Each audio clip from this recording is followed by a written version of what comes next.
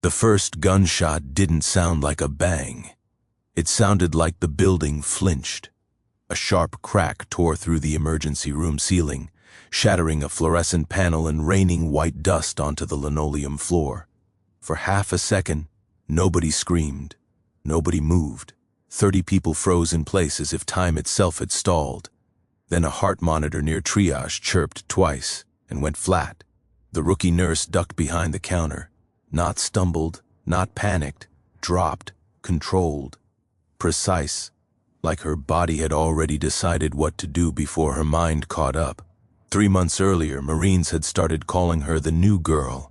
3 months of apologizing for standing in the wrong place. 3 months of hands shaking slightly whenever voices rose too loud. And in the space between one heartbeat and the next, that version of her disappeared. What stood up in her place was something no one in that military hospital was prepared to see. Veterans Memorial Hospital sat on a hill overlooking the harbor. Old brick walls soaked in antiseptic and history. The kind of building that smelled like floor wax, burnt coffee, and memories nobody talked about. It had been treating soldiers since before modern wars had names. On clear mornings, you could see the USS Constitution through the break room window. Most people barely noticed it. The rookie nurse always did. She'd stand there with a thermos clenched between both hands, watching tugboats cut through the water, watching the oldest warship in America sit quiet and patient. She never told anyone why her chest tightened when she looked at it. Her badge read, Amara Mensa. At 34, she was the youngest nurse in the ER, and by far the most underestimated.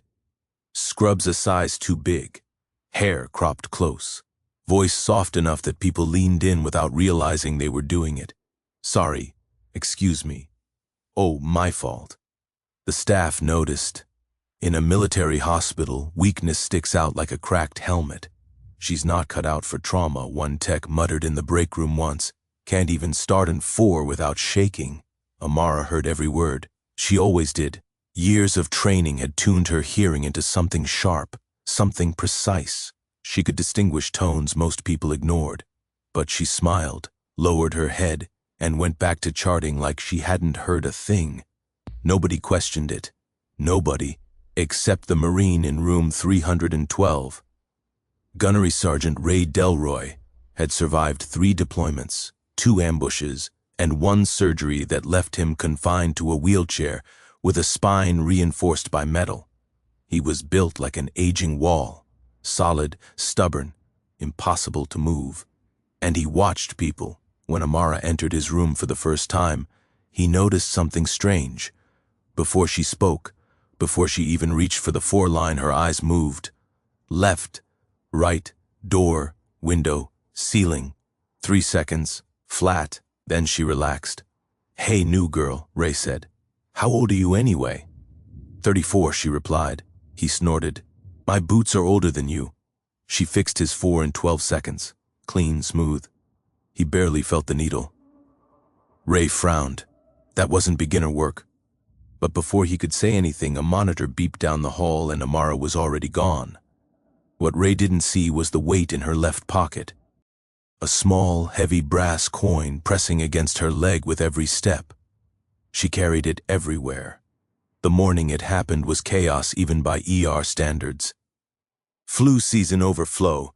3 ambulances waiting. Half the staff running double shifts. The metal detector at the front entrance, still broken. Management said it was being addressed. It had been being addressed for a month. Amara worked triage that day. The assignment nobody wanted. The place where nurses went when leadership didn't trust them with real emergencies. She didn't complain. She never did. In the waiting room sat a mix of generations. Vietnam vets, Gulf War Marines, a young Army private bouncing his knee too fast. Ray parked near intake, complaining loudly about a crossword puzzle. Amara glanced toward the main entrance. She didn't mean to. She always did. At 10:47 a.m., 4 men walked through the front doors wearing gray maintenance coveralls. The security guard barely looked up. One of the men raised a pistol and fired straight into the ceiling. That's when the building flinched. Dust fell. Screams erupted. People hit the floor. The rookie nurse dropped behind the counter. and felt the coin shift in her pocket, cold, familiar, waiting. From her position on the floor, Amara breathed once, slow, measured. She counted. 4 men, 2 visible, 2 moving toward the pharmacy corridor, 1 handgun steady, 1 shaking. Ray watched her from 10 feet away.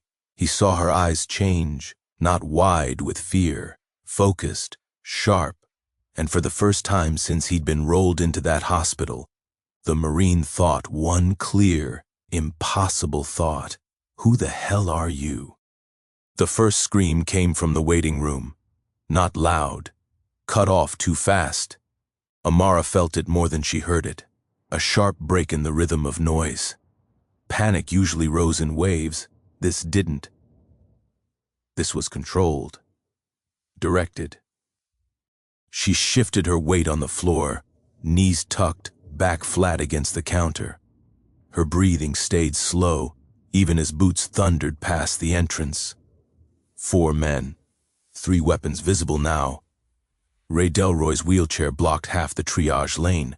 He could see one of the gunmen clearly, a tall guy with nervous shoulders and a finger too tight on the trigger. Ray had seen that grip before. "Hey," Ray shouted. "You want to be heroes? Come try me." The gunman swung the pistol toward him. Before Ray could finish the thought in his head, Amara's hand shot out and gripped the back of his chair. "Don't," she whispered. It wasn't fear in her voice. It was command. Ray froze. So did the gunman, just long enough to scan the room again. He turned away, distracted by another scream down the hall. Amara released the chair. Ray stared at her.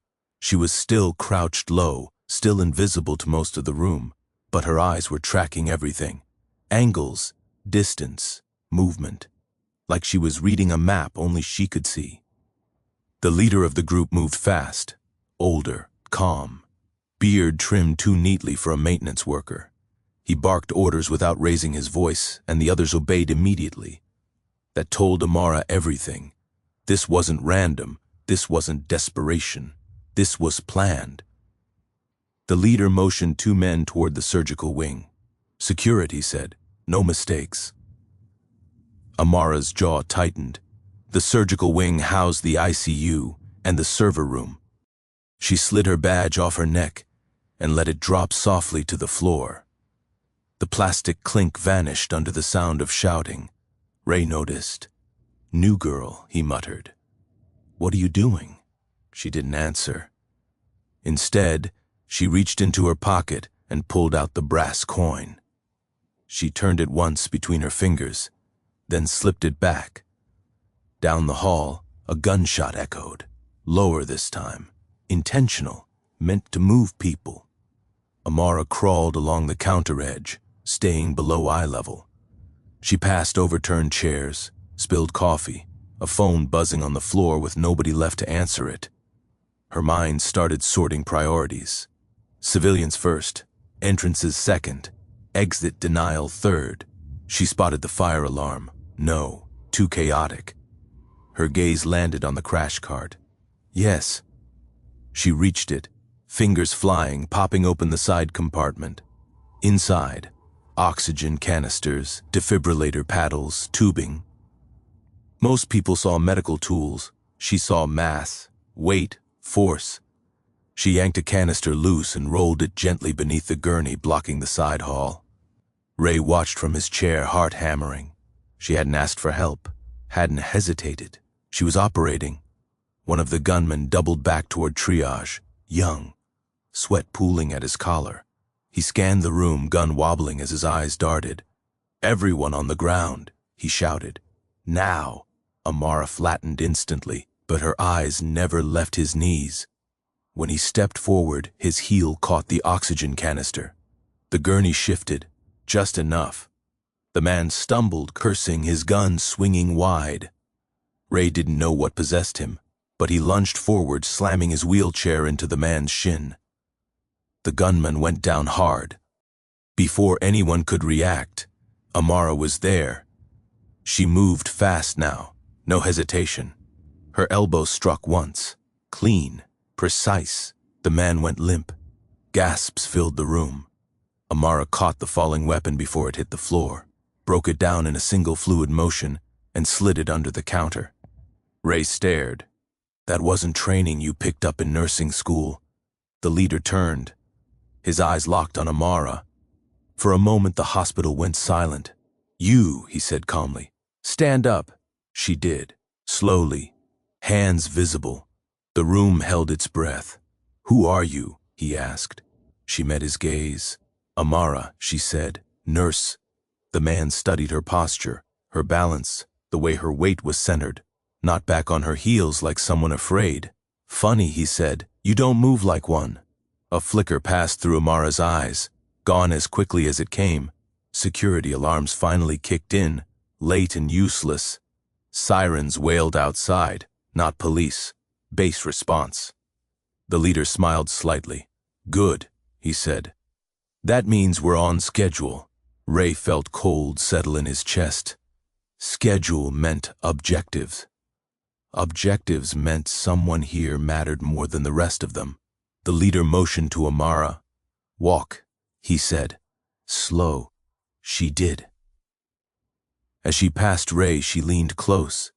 Count exits, she murmured. Remember faces. Then she straightened and kept walking. Ray's hands clenched into fists. He'd followed orders from men with medals, bars, and stars.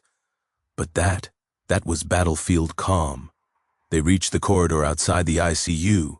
The air felt heavier there. Machines hummed, doors sealed, lives balanced on blinking lights. The leader stopped. You're going to open that door, he said. Amara looked at the scanner, then at him. And if I don't? She asked. He raised the pistol. Then people die. She nodded once. That nod wasn't surrender. It was confirmation. She placed her palm on the scanner and waited. The scanner beeped once. Red, access denied. The leader's finger tightened on the trigger. Amara didn't flinch. She tilted her head slightly as if listening to something only she could hear. The hum of machines, the rhythm of boots moving farther down the hall, the faint echo of sirens outside, closer now. You said slow, she replied evenly, not stupid. The leader's eyes narrowed. You're buying time, he said. Yes, she said, for both of us. That earned her the smallest smile. Try again. She placed her palm on the scanner a second time, then slid her badge from her pocket, not her nurse ID, but a thin magnetic strip taped behind it. The scanner flashed yellow, processing. The leader leaned in despite himself. That hesitation cost him. Down the hall, Ray Delroy was no longer just watching. He was organizing. Wheelchairs against the wall, he barked. Phones on silent. You, help her, not him. A few Marines snapped to attention without realizing why. Habit kicked in. One young corporal looked at Ray like he'd lost his mind. Gunny, we're unarmed. Ray met his eyes. Then stay alive long enough to matter. The corporal swallowed and nodded. Across the room, Amara felt the shift. People were listening. Good. The ICU door slid open halfway. That was all she needed. She pivoted sharply, driving her heel into the leader's wrist. The gun clattered. Before the echo faded, she grabbed the door handle and yanked it down, slamming the metal edge into his shoulder. Bone cracked. He screamed. The hallway erupted. One gunman rushed forward. Too fast. Too angry. Amara stepped inside his reach, twisted his arm, and used his momentum to throw him into the wall. Another raised his weapon. A crash cart rolled into his legs from behind. Ray. The gun fired once, punching a hole into the ceiling tile. Amara moved like she'd rehearsed this exact nightmare. She disarmed the last man, swept his feet, and pinned him hard against the floor. 3 seconds, all 3 threats neutralized. The hallway went quiet except for labored breathing. Amara stood still, chest rising and falling once, then twice. She rolled her shoulders like someone shaking off a long shift. Sirens screamed closer now. Real response, not drills. Ray rolled up beside her. You didn't hesitate. he said quietly. Not once. She wiped blood from her knuckles. Someone else's. I did, she replied. Just earlier. He watched her face. No adrenaline grin, no shaking hands, just focus. Who trained you? He asked. She looked at the unconscious men, people who don't put their names on doors. Outside, boots thundered. Voices barked commands, the unmistakable rhythm of a secured perimeter locking down. One of the attackers groaned, trying to sit up. Amara pressed her boot gently but firmly against his chest. Don't, she said. He didn't. Ray exhaled a laugh he hadn't realized he was holding. You ever think about not being invisible? He asked. She glanced at him. For a living, she said. No. Military police flooded the hall, weapons raised. They froze, because Amara was already holding all three attackers at gunpoint, with their own weapons broken and useless at her feet. Hands up went from attackers to soldiers in a strange ripple of confusion. Stand down, a voice called from the back. A captain stepped forward, eyes scanning the scene. Who's in charge here? Amara lowered the weapon slowly. I am, she said. A beat. Ray braced himself. The captain opened his mouth, then stopped, because he'd noticed her stance, her posture, the way her eyes never left the corners. Name? He asked carefully. Amara Mensah. The captain blinked. Once, twice. He checked his tablet, then looked back up at her. Something shifted behind his eyes. Ma'am, he said, correcting himself mid-word. With respect, this doesn't add up. She met his gaze. It never does. Medics swarmed in. Prisoners were cuffed. Radios crackled with updates. ICU secure. No civilian casualties, all threats contained. Ray leaned back in his chair, finally letting his hands shake. He watched Amara step away from the chaos, pick up her fallen nurse badge, and clip it back on like nothing had happened, like she was just going back to work. He rolled up beside her. You saved lives today, he said. So did you, she replied. He snorted. I rammed a guy with a wheelchair. She smiled.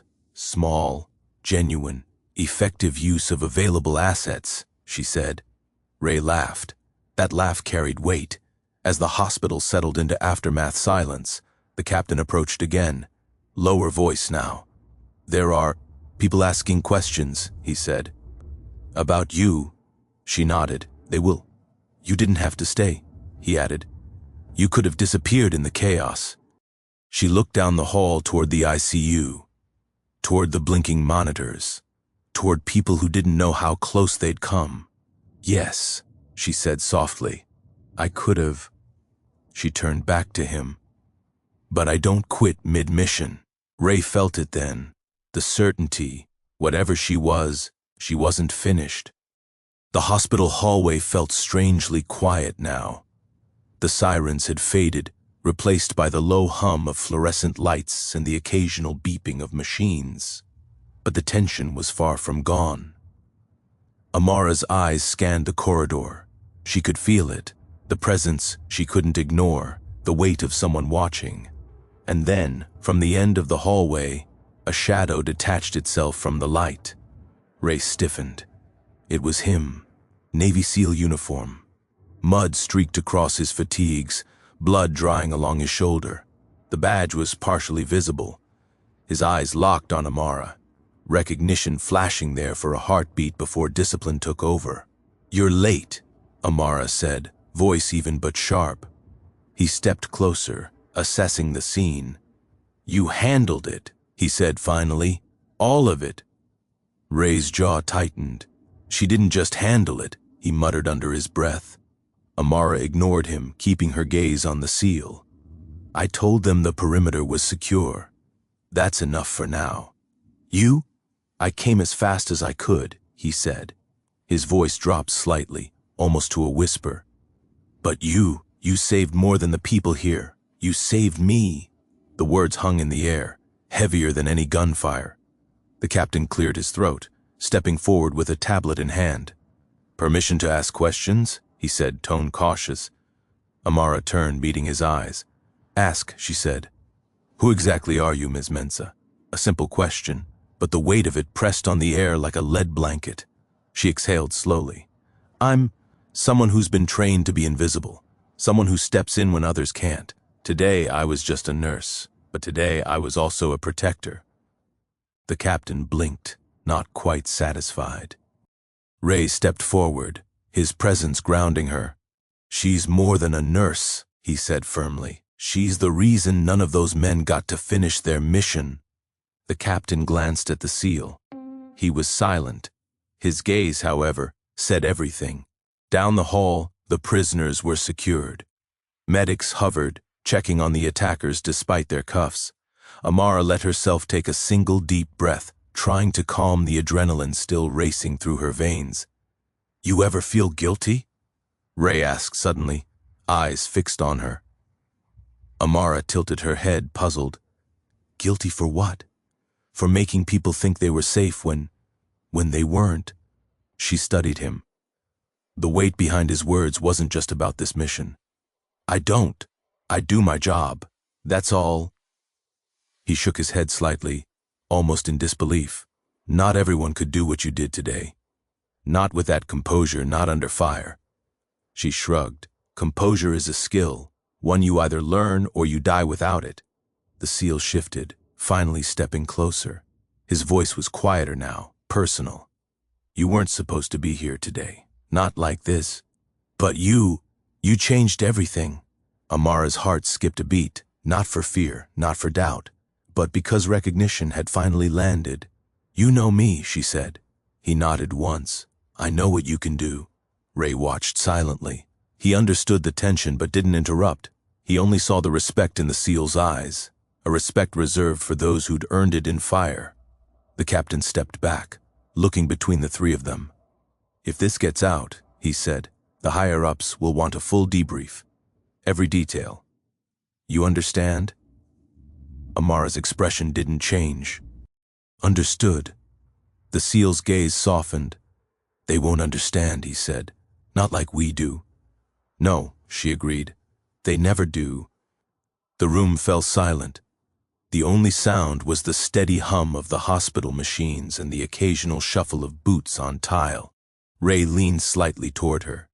You're going to have to tell someone eventually, he murmured. Amara shook her head. Not today, not yet. The SEAL's eyes locked on hers. One day the world will know, but today it's just us. Outside, emergency lights swept across the parking lot. Helicopters rotated slowly overhead, searching. The mission wasn't completely over. But inside, for this moment, it was safe. Amara walked to the nearest ICU room, checking the monitors. Every life she'd saved was stable, every threat neutralized. Ray followed silently. The SEAL lingered behind, keeping watch. You've got a lot of people depending on you, Ray said quietly. I know, Amara replied, and I'll protect them all. One way or another.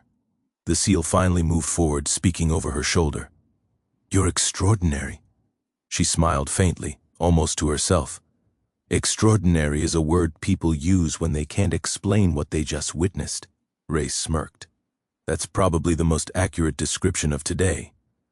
The SEAL's gaze met hers once more. I'll be back, he said, and next time we do this together. Amara's eyes didn't waver. Next time, she agreed. The hospital returned to a semblance of normalcy. Medics checked their patients. Nurses resumed their rounds. Ray leaned back against a wall, exhaling deeply. Amara approached him quietly. You know, she said softly, they'll probably never believe a nurse saved a Navy SEAL.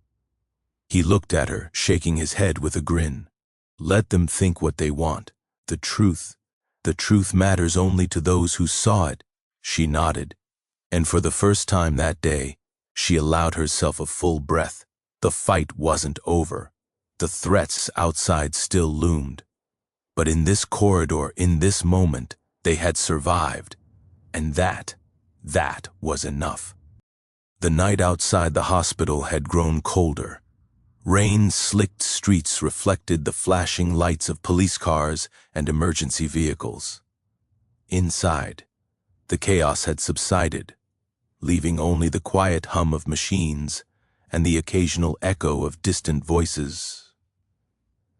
Amara stood near the nurse's station, her gaze fixed on the row of beds. Each monitor beeped steadily, life continuing after the storm. But her mind wasn't on the machines.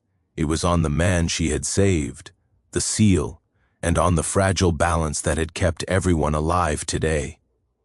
Ray approached her quietly, holding 2 cups of coffee. "You earned this," he said, offering her one.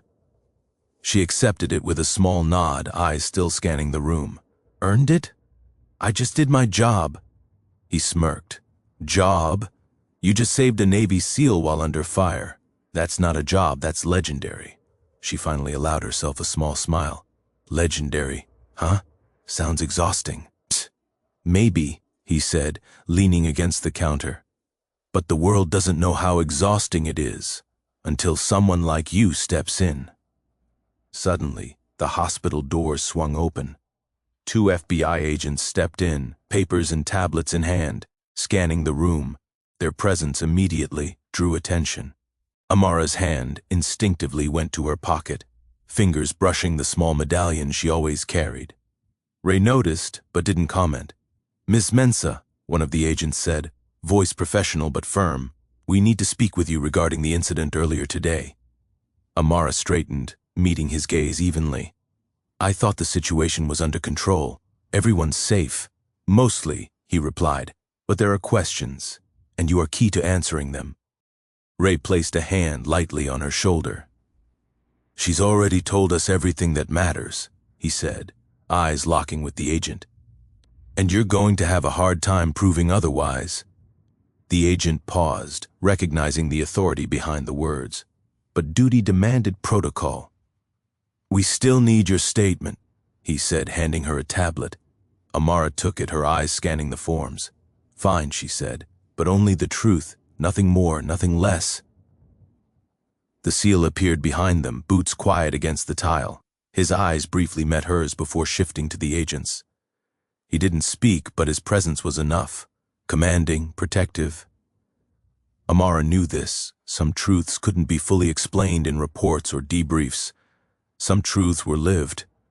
Ray watched silently, understanding the gravity of the moment. "We'll handle this," he whispered to her. She nodded. "We always do." Hours passed. Statements were taken. Questions were asked. And all the while, Amara remained calm, collected, recounting the events with precision.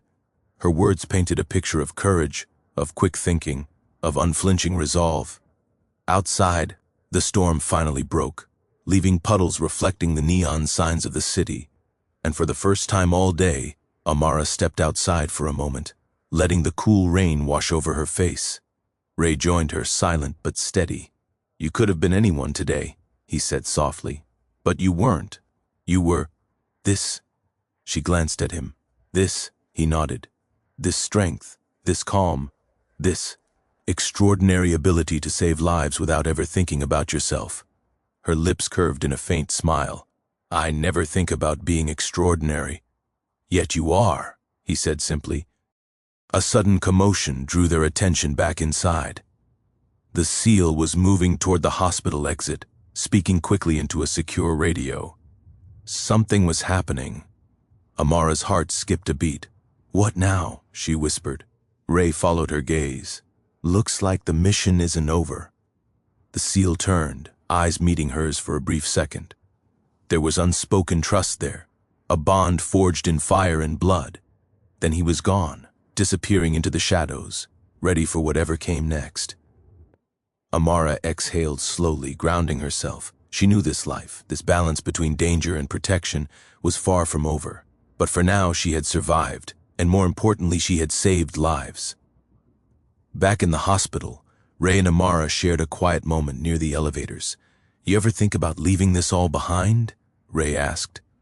Amara shook her head. "I can't. People need someone who's willing to step in when no one else will. That someone might as well be me." Ray nodded, understanding completely. "Then I guess we keep doing this together." She smiled faintly. "Together," she agreed. And then, as if on cue, the elevator doors opened, revealing a new wave of urgency, another challenge waiting, another life to save. Amara felt the familiar adrenaline rise, the calm before the storm, the focus, the resolve. It all came back instantly. She turned to Ray. "Let's go, right behind you," he said, eyes sharp, ready. As they walked toward the next challenge, Amara allowed herself one thought. No matter how many battles, no matter how many lives at stake, she would always rise, not for glory, not for recognition, but for those who could not protect themselves. Some people called it courage. Some called it extraordinary. Amara called it simply her job. And in the quiet aftermath of chaos, she knew one thing for certain. The world would see her only glimpses of it, but those glimpses were enough. Because one life saved could change everything.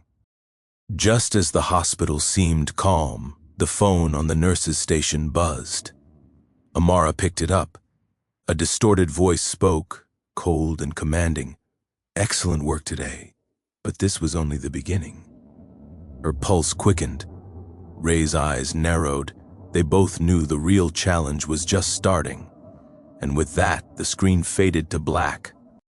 Amara's eyes locked on the screen. A shadow moved in the corner, watching, waiting, smiling in a way that made her skin crawl. Something told her this wasn't over. And for the first time in months, her pulse raced, not from fear but from the challenge ahead. Whoever was behind this had plans, and now so did she. The question is, do you know who it is?